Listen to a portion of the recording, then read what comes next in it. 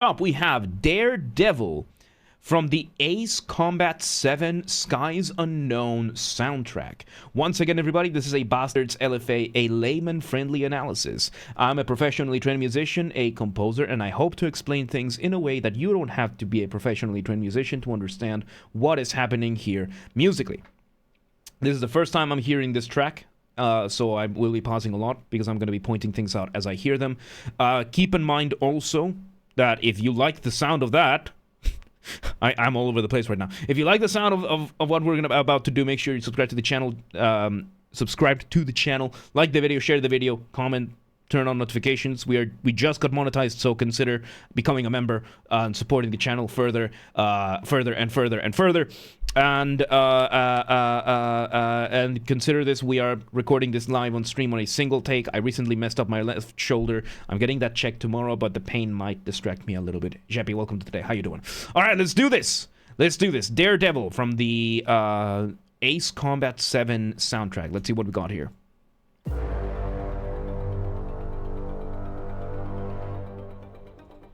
Okay, this is what year is this from? From 1 year ago. So Ace Combat 7 came out a year ago. This is one of the most cliche things that Hollywood has nowadays, usually for movie trailers. We start with a tuba, either a tuba or a trombone, doing the BWOM. You heard that very front and center. It's a very, very good, effective tool of doing strong stuff.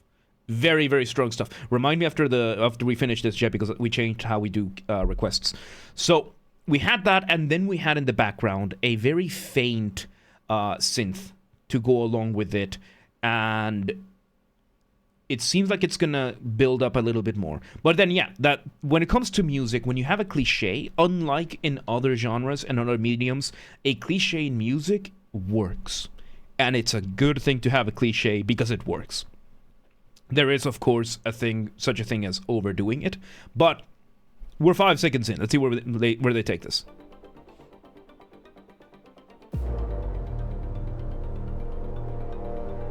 So now we include a bass drum with this. We change the note. We go there. And we're doing these. Okay, so these... No, they're not fortepianos, but they are crescendos. These are crescendos in a very interesting way. A crescendo just means you go from playing quietly to playing loudly. There are two ways of increasing the loudness of an instrument: velocity or volume. Volume is post-production, is what the sound engineer does, turning up and down the knob of the thing, like just turning up the volume, turning down the volume. Italian words, yes, most academic terms are Italian. And then velocity is how loud or how quiet the player themselves are doing the instrument. Unlike things like keyboards nowadays, guitars, many of these instruments that kind of just have one setting, which is play, you have instruments such as the tuba, the trombone, violins, these kinds of things, which are meant for having a bigger dynamic range. Oh, that was me. Dynamic range. And the dynamic range is how loud or how quiet an instrument can be. It's very different to have a violin play the string very softly versus a violin going all out, and there's a difference with that having high volume as having low volume. And right now we are doing the crescendo, which just means going from quiet to loud. And usually this is something done on the player end with the velocity. Let's see where we go.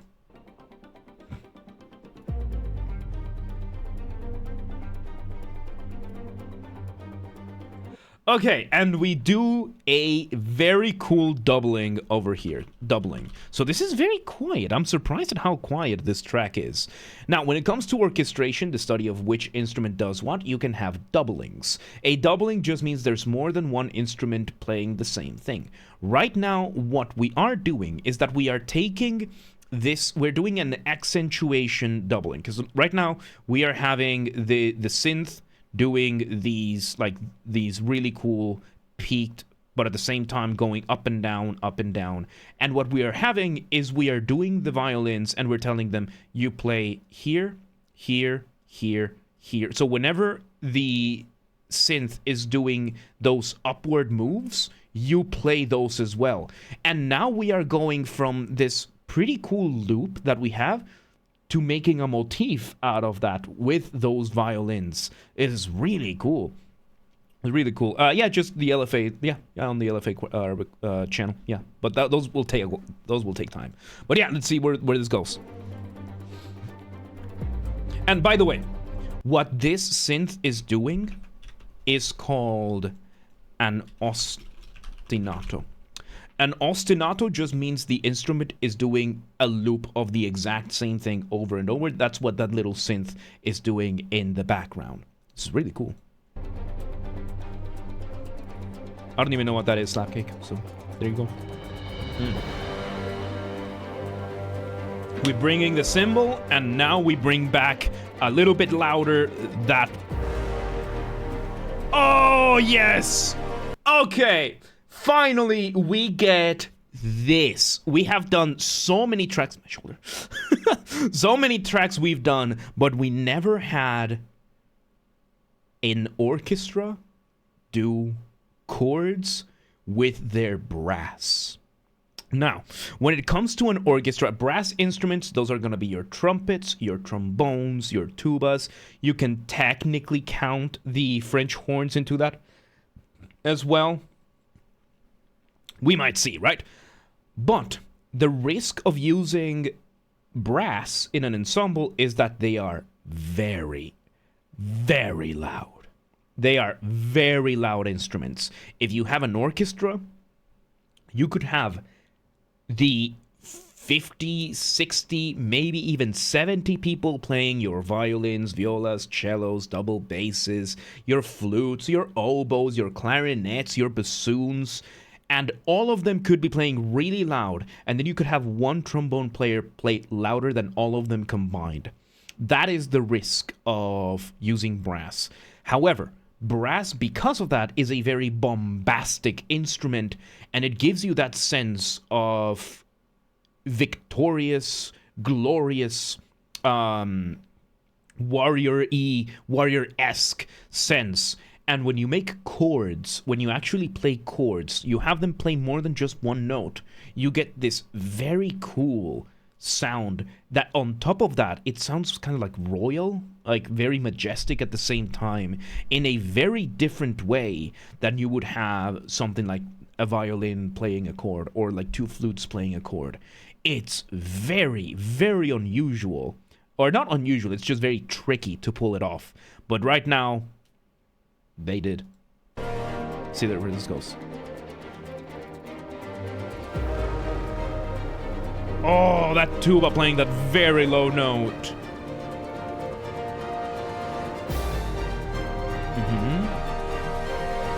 So what we're having here, this is such a fascinating track, because now we are using colloquial term. By the way, colloquial means there's no academic term for this, or at least I'm not going to use it. I call this a flying melody. And we're doing this in such a weird way, because usually the flying melody is you have a very busy drum, bass, maybe a little bit like chords in the middle, and then you have high above a melody. Now we don't. The keyboard, the synth that is sounding, that ostinato is pretty high. The violins are higher than that. And the tubas and the trombones are flying under that. They are having a slower, simpler melody that is fading in and out because, you know, they need to breathe. And it's giving us this sense of flying not above the landscape, but under the clouds. It's a very cool way of flipping the concept of a flying melody. It sounds beautiful. Welcome back, Corby. Man.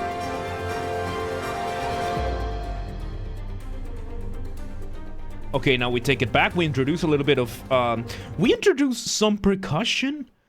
and the percussion is accentuating still what that synth and the strings are doing. Those violins and that synth have been doing the exact same thing so far, and it's still sounding really cool. This is very, very good.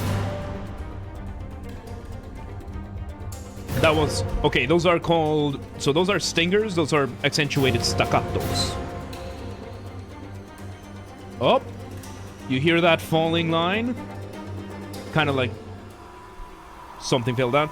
And there we go! Off the ramp we go. Another colloquial concept. You take away the thing that had been giving you the rhythm so far, it feels like you're off the ramp. And on top of that, we had that sound of that downward going line, like it's something falling off the sky. This is really good. We might not do a jam and shred tomorrow, depending on how my shoulder is, but we'll see. Oh, we add a little bit of vocals. So now the synth in the background is doing a variation. It sounds like it's inverted. An inversion, by the way, is... when it comes to chords, it means you are moving where the notes in the chords are, in which order you're playing them. When it comes to a melody, it just means you are taking a melody that exists and you are flipping it upside down. That is what an inversion is. And it sounds that's what we're doing. The keyboard, the strings are still doing an ostinato, but now they're doing an inverted version of the ostinato. So it's kind of like instead of looking up at the sky, now we're looking at the ground. The addition of the one singer kind of gives like, okay, now we're on the ground, we're at headquarters, let's see how we do this. So inside of sounds, the scenario, yeah, that's the good thing, yeah, that's the cool thing about this kind of stuff, yeah.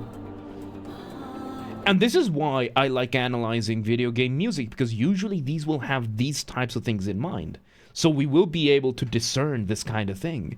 So it's pretty chill, yeah, it's really good, really royal, like it's very majestic as well, yeah. So yeah, we are having this vocalist doing a similar line to what the trombones were doing, just a little bit shorter, sang, like properly sang instead of blown through a brass instrument. Less bombastic, quieter. The scale has gone a little bit down. We're no longer looking at the sky or anything like that. It's just a change of perspective. And structurally speaking, now we have gone from our section A, which was that whole first part, and now we're off to section B.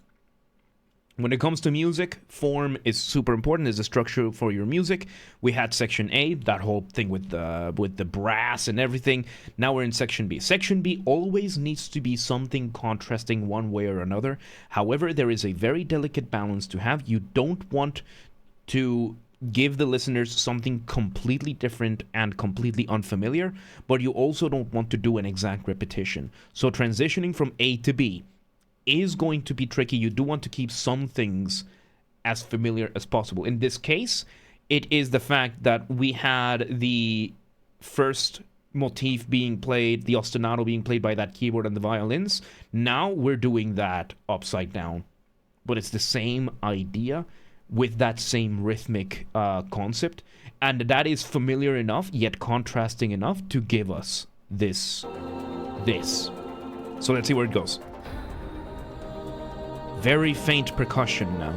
The percussion used to be more in the front, now it's a little bit further back.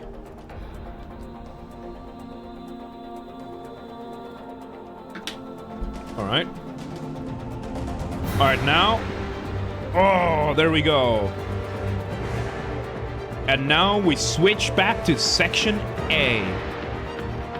Oh, this is beautiful. So yeah, we went from A to B. Now we're doing what is called A prime. This little apostrophe, we call it prime. Prime just means it's a variation of the first thing. We are doing a recapitulation almost one for one. We brought everything back. We are bringing those incredible trombones again. But now we added that falling line from the violins up above. This is really, really cool.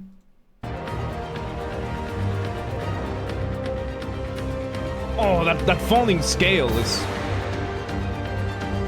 And when it comes to violins, one of the most dramatic instruments that we have, the two most dramatic sections that you can have in an orchestra, your brass section and your string section. Your violins are just insane in that sense. Thank you, Zenobic. In that sense, they are, they're so absolutely insane. In that sense, it's wild how dramatic, and the way you add drama to a violin, just have it play the same thing an octave higher, and then another octave higher, and that's it. It's playing the same thing, it's just going higher and higher as it is escalating further and further up. This is really cool. Let me snooze. Oh god. So yeah, on top of that, we are adding more accents into that synth line, and it's just working so beautifully. It's just working so beautifully together. This is wild. This is wow. Oh, there we have a quick stinger.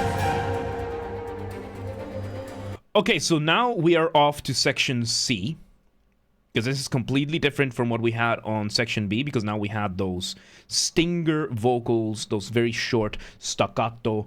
Staccato is just what we're hearing, just very short, doing what we called accents.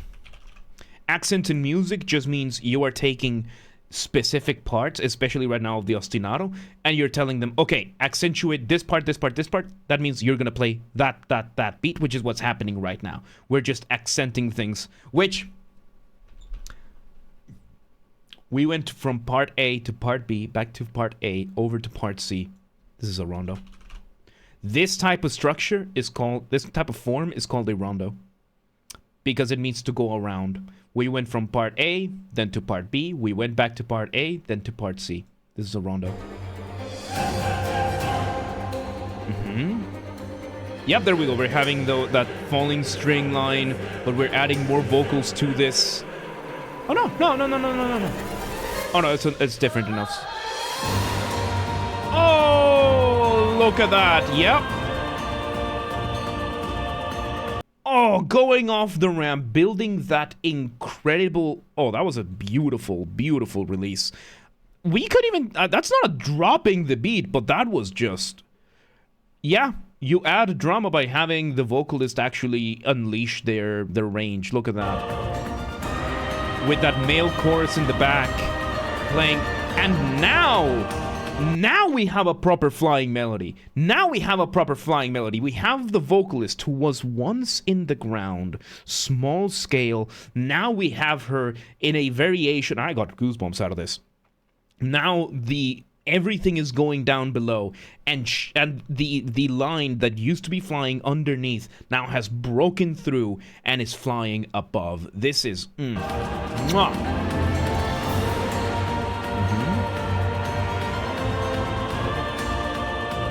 It's such a simple line of music. This is beautiful.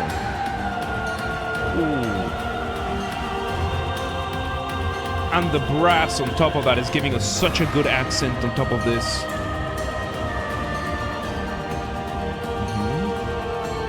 Beautiful section C.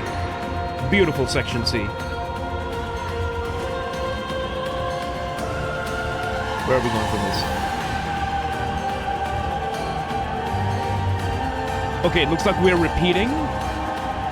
No, we're going back to A. We're going to what is called A double prime. So each time we reach a new prime, it is further and further escalation. This is still the same theme that we heard back at the beginning, but now we're adding a bunch of the elements that we did throughout the track. This is a beautiful way of doing a climax, by the way. You just add elements that you had been adding throughout the piece, and that's it. You just add as many of them as you can. And as you have noticed, you've probably noticed by now, each time we went from one section to the next, we just kept adding more and more elements to where now we have this beautiful full ensemble escalation. Oh. We're having French horns come in, doing those beautiful accents. The percussion. And most interestingly enough, those second violins, that synth is still doing the exact same thing. They are still doing the exact same line we've heard them do through the entire piece. They were either doing the original version or an inverted version, then back to the original, then back to the inverted. Now back to the original, they are doing the exact same music line. And they're using that as a foundation to build everything around. This is incredible. The title? Daredevil? Mortal, B-flats, welcome to today. How you doing? Ooh. And there you go. And we end this track by going off the ramp. We take out everything. We just bring back the synth. We do kind of like a recapitulation of the very, very beginning. This is probably gonna fade away. Let's see. Because now, in this case... So here... So yeah, that is a fade out. That is a fade out. Yeah, we just got partner on YouTube. So yeah, that was a fade out. So what I would have done different, because there is a difference between a fade out and a fade away. A fade out means the entirety of the ensemble gets the volume knob turned down. A fade away means that you leave, like we could have left that last instrument, that first synth that we have doing that ostinato, and leaving that one alone and then fading that one out. Those are two very different concepts. Still, a fade away is just one step above fade out. In this case, it was a fade out, which is disappointing to hear for such a beautiful piece, especially considering that this is from 2024. But doesn't really take away from the rest, because it could have ended when they went off the ramp with that.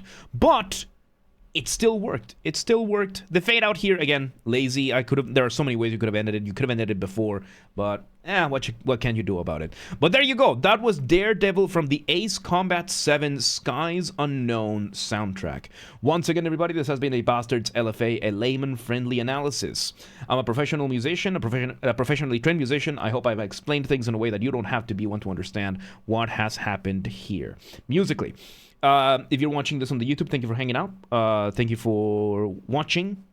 Make sure you like the video, share the video, subscribe to the channel, leave a comment, turn on notifications. We just got monetized on YouTube, so consider doing one of them memberships to support the channel further in what we do. If you want to listen to this track in full without me interrupting every 5 seconds, I will be linking it down below. And of course, if you want to request a track and you're not on the live stream, go to the Discord, link down below. Just go to the LFA requests channel, leave the YouTube link of what you want there. I will review it, add it to the list. And if you want to catch the streams live, link available to the Twitch and the Discord with the stream schedules on your local time zone. So yeah, there you go. Daredevil Ace Combat 7. Good stuff. But